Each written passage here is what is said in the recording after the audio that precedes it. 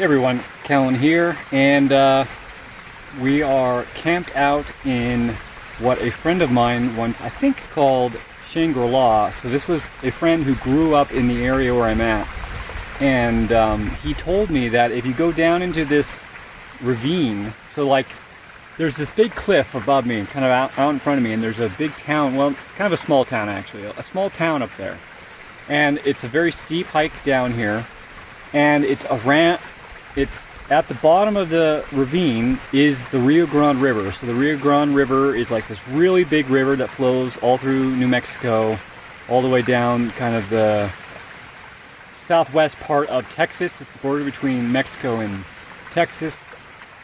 Anyway, so the Rio Grande's really close by. You know, it's probably, I don't know, 500 yards that way. So anyways, he said, so you'll be walking on the trail and you're going to cross a little stream.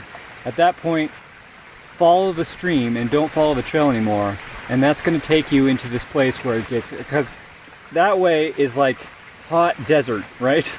And he said when you go into this place, it's going to get green and forested, and it's going to be like Shangri-La. So basically where I am, you can see it's really nice.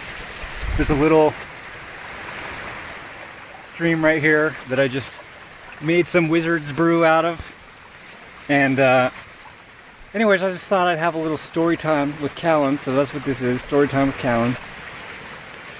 And so anyways, yesterday we went through basically the town where I had lived. So for those of you who haven't been following me very long, you may not know that I was recently married, probably 2 years ago, and then there was a divorce. So basically, it was a common law thing, so it's not like, there's not like legal paperwork or anything like that, but basically I was in a relationship with a woman. We got married, and then we decided not to be married. But I still have a lot of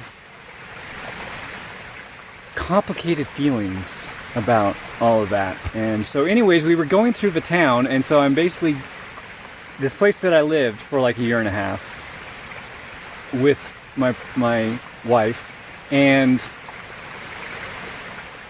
seeing all these places that I used to go every day, places I used to ride my bike up and down to go to work and all that type of stuff. And then actually my ex-wife pulled out in front of us, and we were driving behind her for like 10 miles. So, and then we ended up going to a bunch of other places which had all kinds of interesting memories. And so I was feeling kind of like all of this stuff stirred up. And then last night I slept in that cave, and that cave has other memories related to my wife. And I had like dreams all night where I was like with her, but we were kind of post having split up, and it was kind of just uncomfortable, like kind of lightly uncomfortable the whole time. So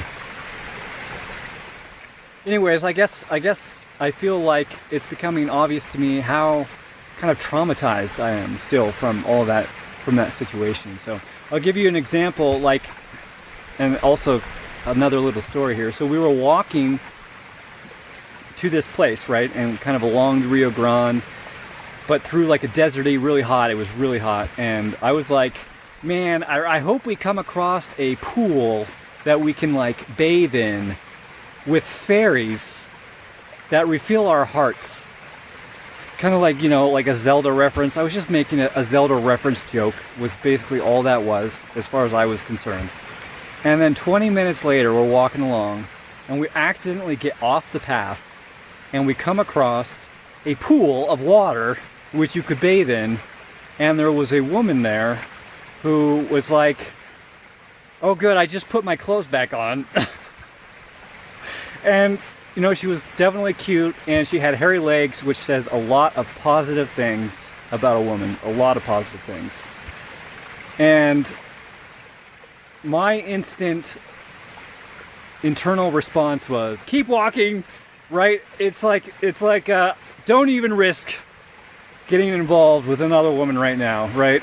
So anyways, that's just an example of, I guess, how traumatized I feel.